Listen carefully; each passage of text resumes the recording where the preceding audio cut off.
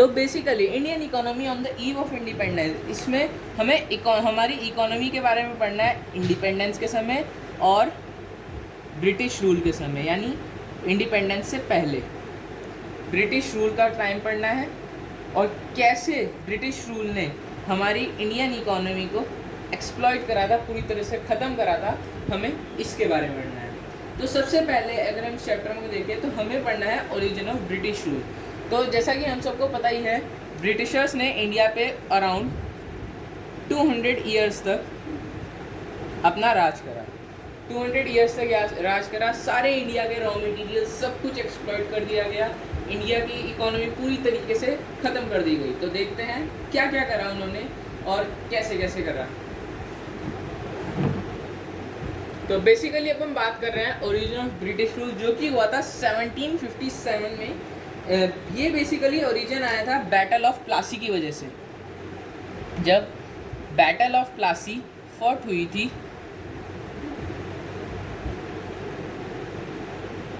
Battle of Plassey हमारी fought हुई थी, वो ब्रिटिशर्स में 1757 में, तब ब्रिटिशर्स का एडवेंट हुआ इंडिया में।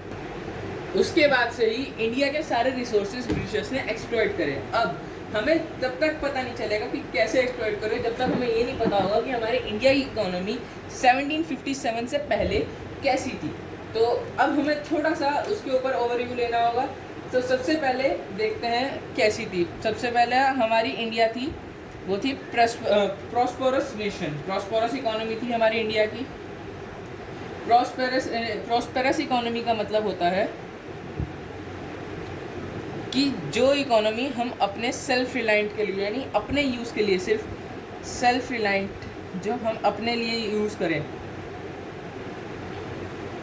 वो हमारी प्रॉस्परस इकोनॉमी कहलाती है। बेसिकली इंडिया में अपने और बाहर का थोड़े से जाने के लिए बहुत कम प्रोडक्शन किया जाता था। फिर उसके बाद हमारी इकोनॉमी थी एक एग्रीगेन या फिर एग्रीकल्चरल इकोनॉमी। एग्रीकल्चरल इकोनॉमी कैसी थी? हमारी इंडिया में अराउंड 85% ऑफ पीपल जो थे वो एग्रीकल्चर सेक्टर से जुड़े हुए थे या एग्रीकल्चर सेक्टर से ही अपना एम्प्लॉयमेंट जनरेशन करते थे। उस वजह से हमारी इंडिया एग्रीकल्चर सेक्टर की तरफ थी और यही हमारी इंडिया में रॉ मटेरियल्स को बढ़ावा देता है। और थर्ड जो था वो था हमारे हैंडीक्राफ्ट्स। हमारे जो हैंडीक्राफ्ट्स हैं इंडिया के, वो बहुत ज़्यादा फेमस थे वर्ल्ड वाइड हमारे हैंडीक्राफ्ट्स बहुत ज़्यादा फेमस थे और बहुत ज़्यादा फाइन क्वालिटी के हैंडीक्राफ्ट्स हमारे इंडिया से बाहर जाते थे। फिर हैंडीक्राफ्ट्स में और रॉ मटेरियल्स बहुत सारे आते थे। हैंडीक्राफ्ट्स में हमारे कॉटन के जो क्लोथ्स इंडिया में बनते थे, सिल्क के क्लोथ्स या मसलिन, डकाई मसलिन, ये सब हमारे अलग अलग हैंडीक्राफ्ट्स और अलग अलग रॉ मटेरियल पूरे वर्ल्ड में फेमस थे इंडिया के। अब इसके बाद हमारे ऊपर आता है कॉलोनियल रूल। कॉलोनियल रूल पढ़ते हैं क्या है। तो कॉलोनियल रूल बेसिकली क्या है? ये एक सिस्टम है पॉलिटिकल या फिर सोशल रिलेशनशिप का दो से ज़्यादा कंट्री में, जिसमें एक हमारी होस्ट कंट्री होगी और बाकी सारी अलग अलग कंट्रीज़ उसकी कॉलोनी होंगी। ये हमें कॉलोनियल रूल में बताता है। अब इन केस ऑफ इंडिया देखें तो इंडिया में हमारी होस्ट कंट्री थी ब्रिटेन और कॉलोनियल कंट्री थी इंडिया। अब जब ब्रिटेन ने हम पर राज कर लिया था, हमारे ऊपर पूरी तरीके से ब्रिटेन ने कब्जा कर लिया था सारे सेक्टरों में, एग्रीकल्चर सेक्टर, इंडस्ट्रियल सेक्टर और टर्शियरी सेक्टर, तीनों सेक्टर्स में ब्रिटिश का कब्जा था। तो हमारी इंडिया में कोई पर कैपिटा इनकम इंट्रोड्यूस नहीं कर पाया था। कोई पर कैपिटा इनकम नहीं की जाती थी कैलकुलेट, और ना ही नेशनल इनकम कोई कैलकुलेट करी जाती थी। ये सब कॉन्सेप्ट्स बाद में करे गए थे और ब्रिटिशर्स हमारे इंडिया पे ज़्यादा ध्यान नहीं देते थे। उन्हें बस इंडिया के रॉ मटेरियल से था, क्योंकि ब्रिटेन में इंडस्ट्रियलाइजेशन चल रहा था, जिस वजह से उन्हें रॉ मटेरियल की बहुत ज़्यादा नीड थी। तो इंडिया को ब्रिटिशर्स ने as a feeder economy use करा। ब्रिटिशर्स ने इंडिया को as a feeder economy use करा, जिस वजह से इंडिया के जितने भी रिसोर्सेज थे वो सारे चले गए ब्रिटेन। और ब्रिटेन में इंडस्ट्रियलाइजेशन चल रहा था, तो उन रिसोर्सेज से, यानी उन रॉ मटेरियल से ब्रिटेन फिनिश गुड लाके इंडिया में ही बेच देता था या फिर कहीं और अब्रॉड कंट्री में किसी बेच देता था। इस वजह से हमारे इंडिया में कोई पर कैपिटा इनकम कैलकुलेट नहीं की जाती थी, ना ही ब्रिटिशर्स कुछ ज़्यादा ध्यान देते थे हमारी इंडिया की पर कैपिटा इनकम को देखते हुए। और जो सबसे पहले थे जिन्होंने, एक्सपर्ट्स कहते हैं जिन्होंने पर कैपिटा इनकम का कॉन्सेप्ट लाया था इंडिया में, इंडिविजुअल्स थे, बहुत सारे हैं, सबके नाम लिख के बता देता हूँ कौन कौन है।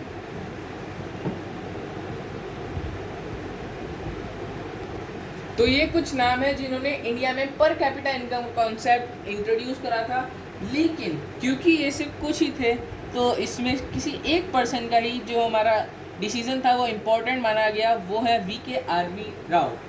डॉक्टर राव यानी VKRV राव, इनका डिसीजन पर कैपिटा इनकम में सबसे इम्पोर्टेंट डिसीजन माना गया। इन्होंने कहा कि हमारी इंडिया की जो GDP है वो 2% से या ओनली 1.5% से ग्रोथ कर रही है और उसमें ज़्यादा ग्रोथ नहीं है। बाकी इन तीनों के बीच में कॉन्फ्लिक्ट रहती थी कि नहीं, पर कैपिटा इनकम इंडिया की कुछ और है, हम गलत कैलकुलेट कर रहे हैं, या फिर बहुत ज़्यादा कॉन्फ्लिक्टिंग और इनकन्सिस्टेंट रिजल्ट आते थे अलग अलग पर कैपिटा इनकम के इंडिया में, क्योंकि कोई एक पर्टिकुलर गवर्नमेंट या फिर पर्टिकुलर ऑर्गेनाइजेशन इसके ऊपर काम नहीं कर रही थी, ये सिर्फ एक इंडिविजुअल अटेम्प्ट्स थे। अब इसके बाद हम पढ़ेंगे कि ब्रिटिशर्स ने एग्रीकल्चर सेक्टर को कैसे एक्सप्लॉइट करा, तो चलिए देखते हैं। तो बेसिकली ब्रिटिशर्स ने हमारे इंडिया के जितने भी एग्रीकल्चर सेक्टर था उसे पूरी तरीके से एक्सप्लॉइट कर दिया था, सब कुछ ख़त्म कर दिया था उसमें। तो सबसे पहला जो मेन रीज़न आता है वो आता है इसमें land settlement system. Land settlement system basically ये क्या है, इसमें हमें एक बहुत इम्पॉर्टेंट चीज़ इंट्रोड्यूस करनी है, वो है ज़मींदारी सिस्टम। ज़मींदारी सिस्टम, बेसिकली ज़मींदारी सिस्टम क्या है इसे समझते हैं। इसको समझने के लिए हम एक डायग्राम से समझेंगे। बेसिकली ये एक 3-fold पॉलिसी थी जिसमें हमारी अपर गवर्नमेंट रहती थी और बाकी 3 नीचे उनके दोनों रहते थे। सबसे ऊपर हमारी गवर्नमेंट यानी ब्रिटिश गवर्नमेंट, फिर उसके नीचे आते हैं हमारे ज़मींदार्स और फिर उसके नीचे आते हैं हमारे टेनेंट्स, जिसको हम टेलर्स भी बोलते हैं या और लैंडलेस फार्मर्स या इन सब से कहते हैं। तो बेसिकली गवर्नमेंट, ज़मींदार्स और टेनेंट्स इन 3 रहते थे, जिसमें गवर्नमेंट ज़मींदार से एक फिक्स रेंट या फिर कह सकते हैं एक अमाउंट देती थी और कहती थी कि जो ज़मींदार जितना ज़्यादा अमाउंट दे सकता है जो गवर्नमेंट को पे करेगा उसका स्टेटस उतना ही बढ़ जाएगा एज़ कम्पेयर टू अदर्स। वहीं टेनेंट्स क्या थे, टेनेंट्स वो थे जिन्हें लैंडलेस फार्मर्स थे या फिर जिनके पास लैंड नहीं थी, वो हमारे टेनेंट्स कहलाते थे। वहीं ज़मींदार हमारे लैंडलॉर्ड्स हो गए थे ज़मींदार। तो 3-fold इकोनॉमी बन गई थी हमारी टेनेंट्स, ज़मींदार और गवर्नमेंट में। ज़मींदारी सिस्टम, इसको एक और नाम से जानते हैं जो कि है permanent settlement system. Permanent settlement system इसमें क्या कहना चाहता है कि जो गवर्नमेंट है वो ज़मींदार्स को लैंडलॉर्ड डिक्लेयर कर देती है और लैंडलॉर्ड डिक्लेयर करने की वजह से जितने भी फार्मर्स हैं वो अपनी लैंड को खो देते हैं।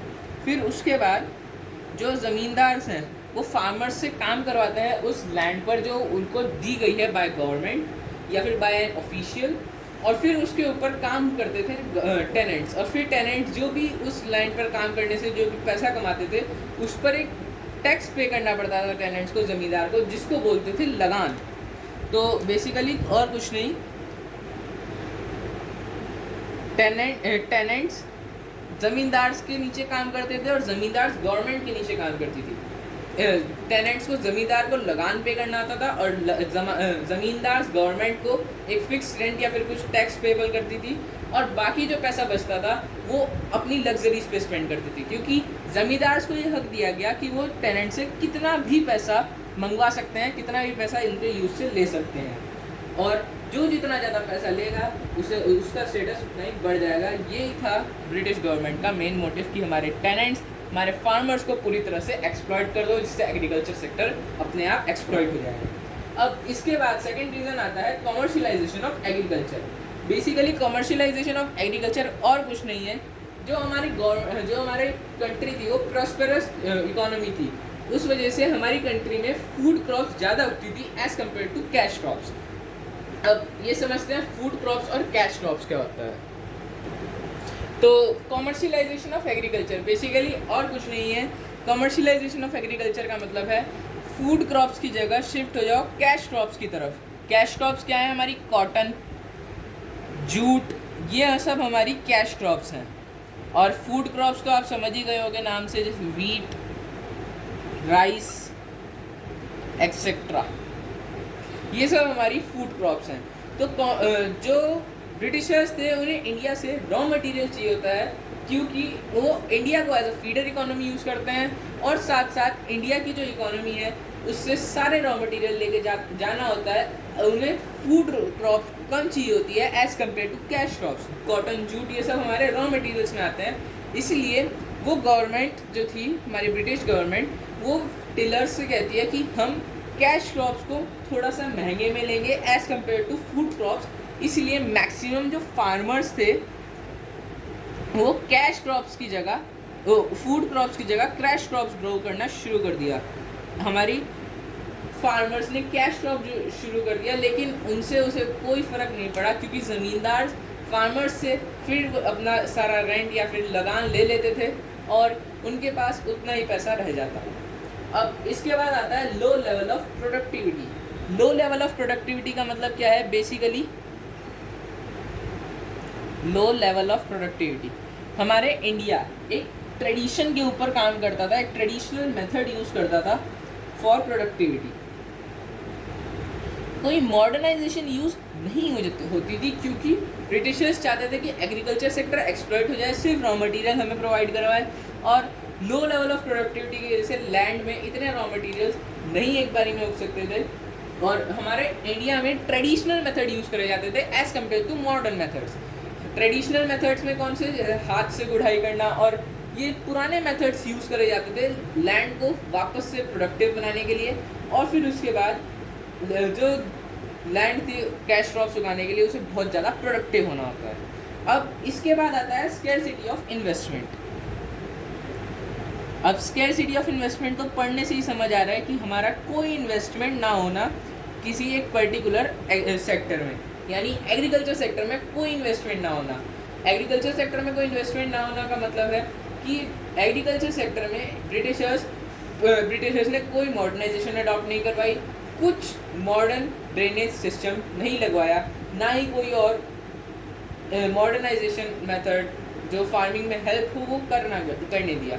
उसकी जगह फिर ट्रेडिशनल मेथड यूज़ करे, और उसी वजह से फार्मर्स पूरी तरह से एक्सप्लॉइट हो गए। ये 4 मेन रीज़न थे जिस वजह से हमारे एग्रीकल्चर सेक्टर पूरी तरीके से एक्सप्लॉइट हो गया बाय ब्रिटिशर्स। अब इसके बाद आता है इंडस्ट्रियल सेक्टर को ब्रिटिशर्स ने कैसे एक्सप्लॉइट करा।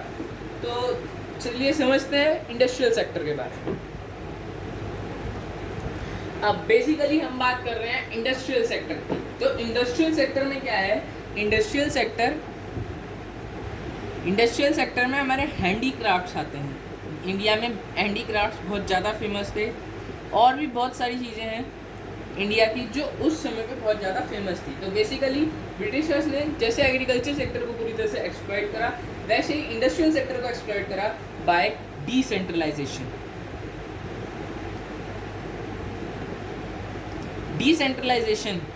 डिसेंट्रलाइजेशन या फिर डी इंडस्ट्रियलाइजेशन, इंडस्ट्रियलाइजेशन आप ज़्यादा अच्छे से समझ पाएंगे। तो बेसिकली डी इंडस्ट्रियलाइजेशन का मतलब जिसमें हमारी 2 फोल्ड पॉलिसी इंट्रोड्यूस हुई। अब 2 फोल्ड पॉलिसी क्या है?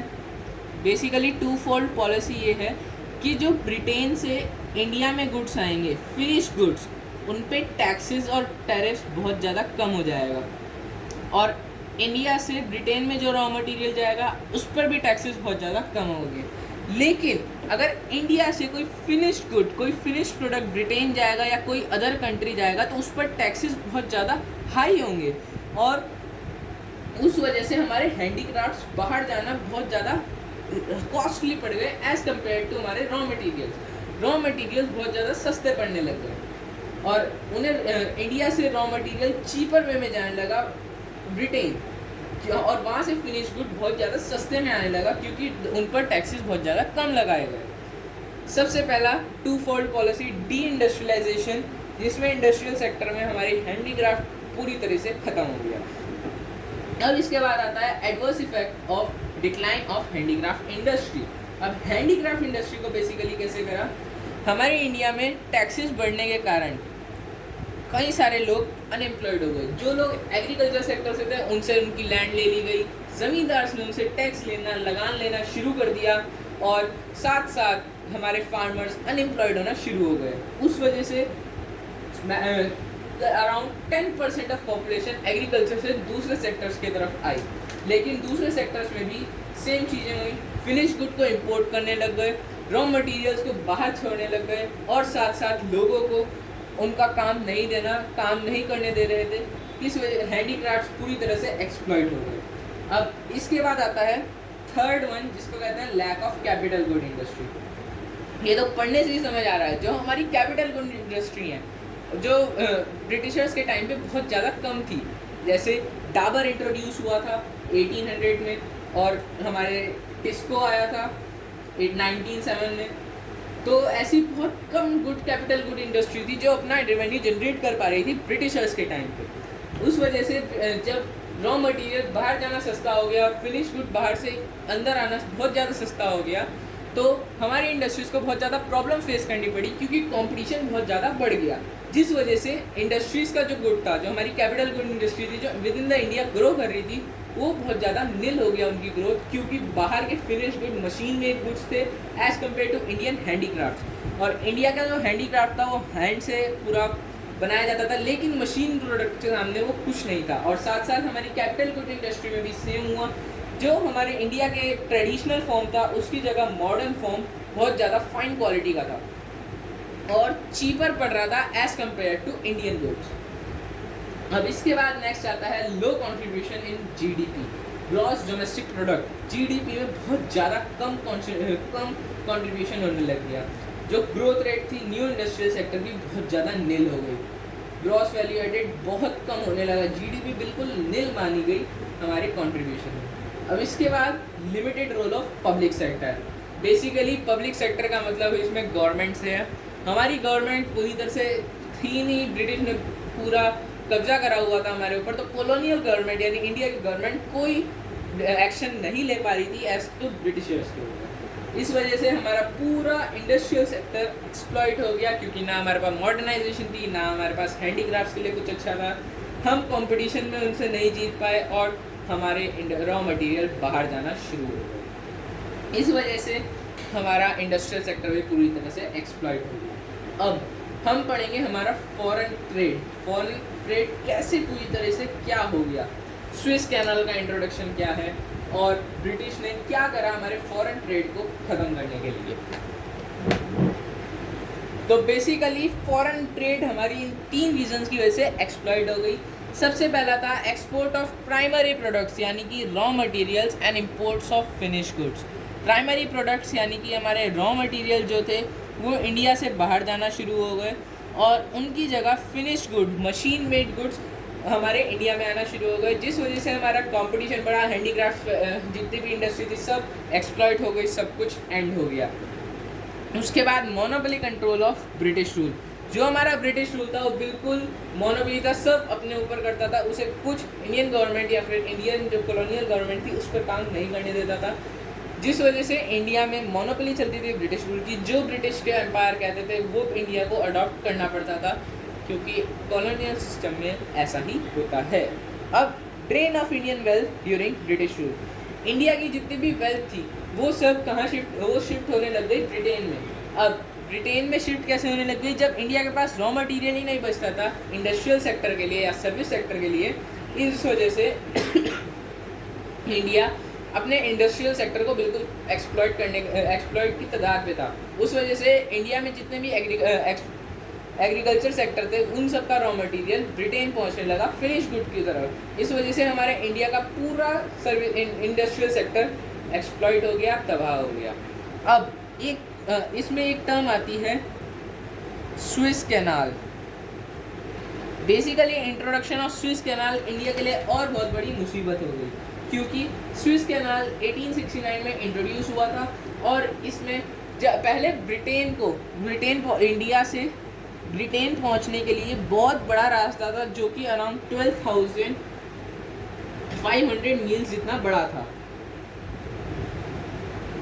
लेकिन जब स्विस कैनाल हुई तो वो अराउंड 6 से 7,000 के लगभग हो गया। बहुत ज़्यादा डिफरेंस आ गया। इस वजह से इंडिया से ब्रिटेन जाने में भी बहुत कम डिस्टेंस कवर करना था और हमारे रॉ मटेरियल और तेज़ी से पहुंच सकते थे। अब आगे देखते हैं।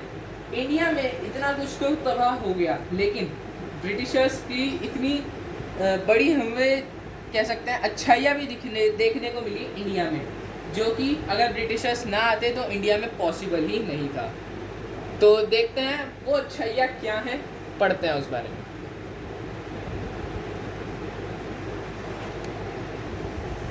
तो contribution in India by Britishers.